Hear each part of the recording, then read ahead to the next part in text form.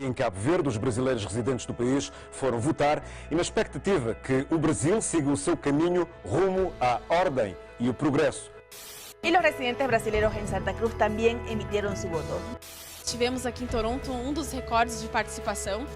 Sorpresivos fueron los resultados de la primera vuelta en las elecciones presidenciales de Brasil. Não importa em que parte do mundo o eleitor brasileiro está, o voto de cada cidadão tem o mesmo valor e é essencial para a construção da democracia.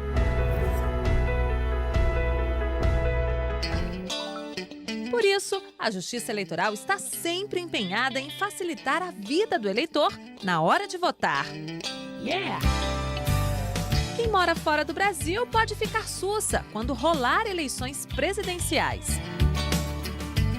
O voto está garantido pelo Título NET no exterior, criado em 2015 pela Justiça Eleitoral. Calma, que eu vou te explicar que ferramenta é essa. Para isso, vou mostrar primeiro como era antes do Título NET, para que o eleitor pudesse fazer o alistamento eleitoral. Toda a comunicação era feita pelo requerimento de alistamento eleitoral.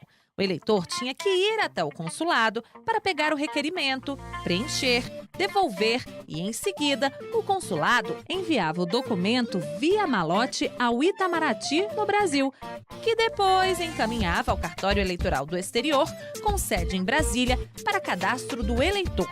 E só depois a documentação solicitada pelo eleitor era encaminhada por avião novamente para o consulado, onde a pessoa ia pegar, por exemplo, o título de eleitor. Hein? Ou seja, uma demora e tanto, hein? O eleitor preencheu o requerimento em fevereiro, janeiro, dezembro de 2015, 14, e nós recebemos só em julho. Aí ele já chega aqui com um atraso bem grande, até que a gente consiga movimentar tudo isso, conferir. Nós já estávamos no final de 2015, ou seja, a pessoa já tinha quase um ano que tinha preenchido e não conseguiu regularizar. Mas agora, com o Título NET, acabou essa espera. O eleitor pode acessar a página do TSE de qualquer lugar e preencher o requerimento online. Todas as fases do atendimento, desde o cadastro do requerimento até o aviso ao eleitor de que ele pode comparecer à repartição consular para receber o título, é feito de forma eletrônica e por envio de e-mails ao eleitor. Viu aí? É a Justiça Eleitoral sempre conectada com a modernidade.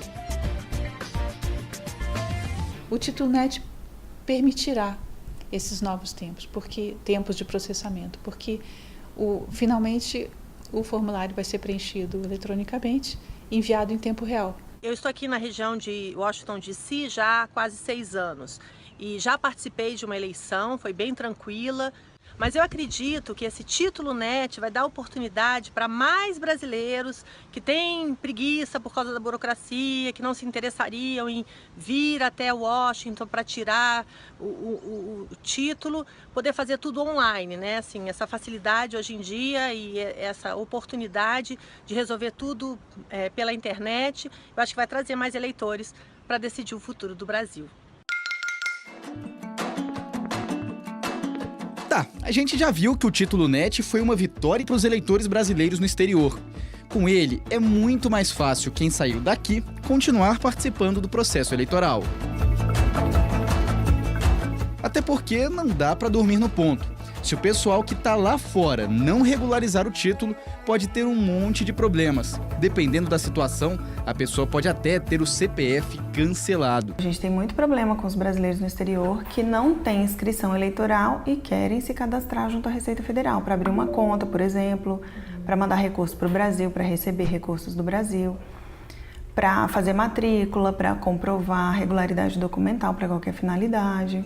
Esse negócio pode dar tanta dor de cabeça que a galera da Assessoria Internacional do Tribunal Superior Eleitoral fez um grupo de trabalho junto com o Ministério das Relações Exteriores e o Tribunal Regional Eleitoral do DF, que é quem cuida das sessões eleitorais fora do Brasil.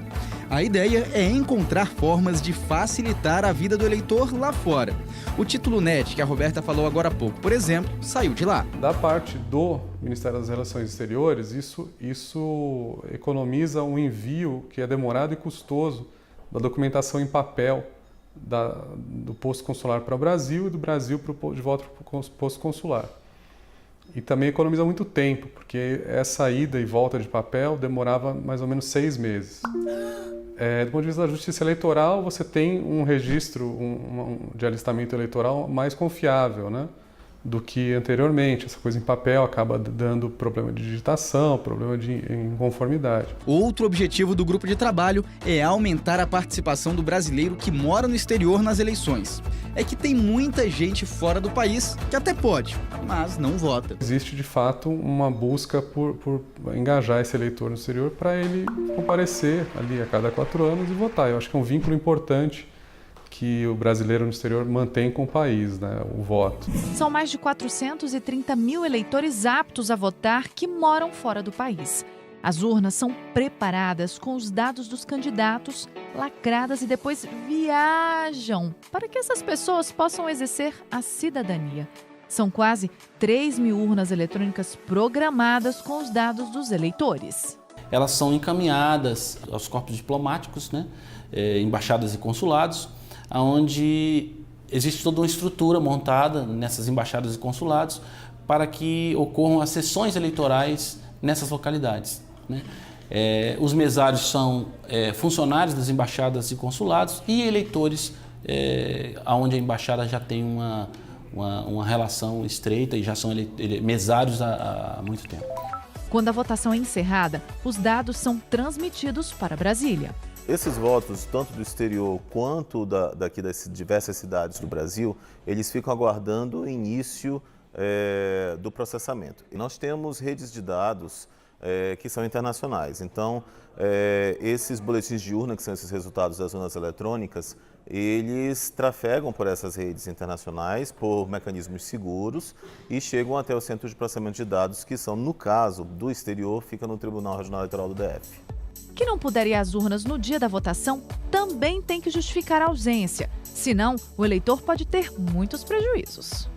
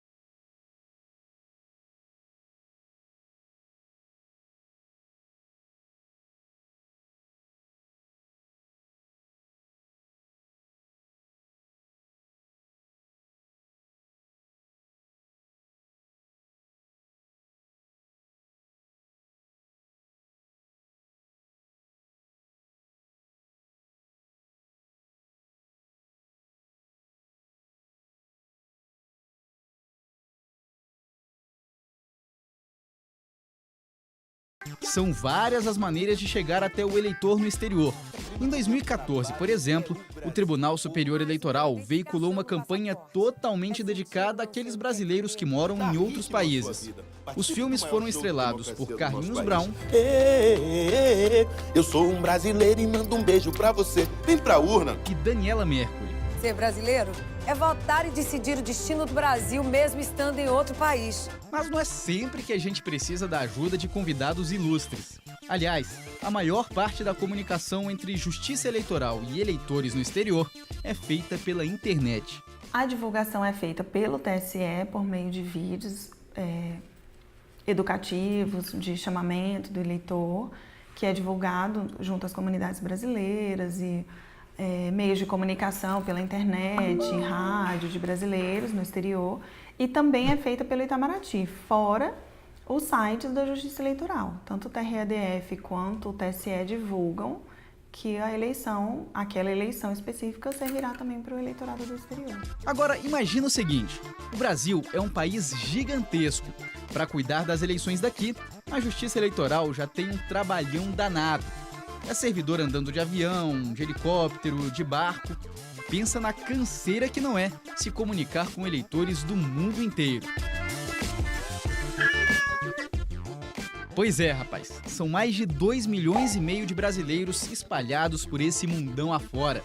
Sorte nossa que a Justiça Eleitoral tem uma parceria super legal com o Ministério das Relações Exteriores. Na época das eleições, o chefe do posto, que pode ser um cônsul-geral, cônsul, enfim, vai depender de qual é o posto, embaixador, ele se transforma num juiz eleitoral para fins administrativos. Então, ele vai tomar as decisões como se ele fosse um juiz eleitoral para aquelas decisões administrativas ali.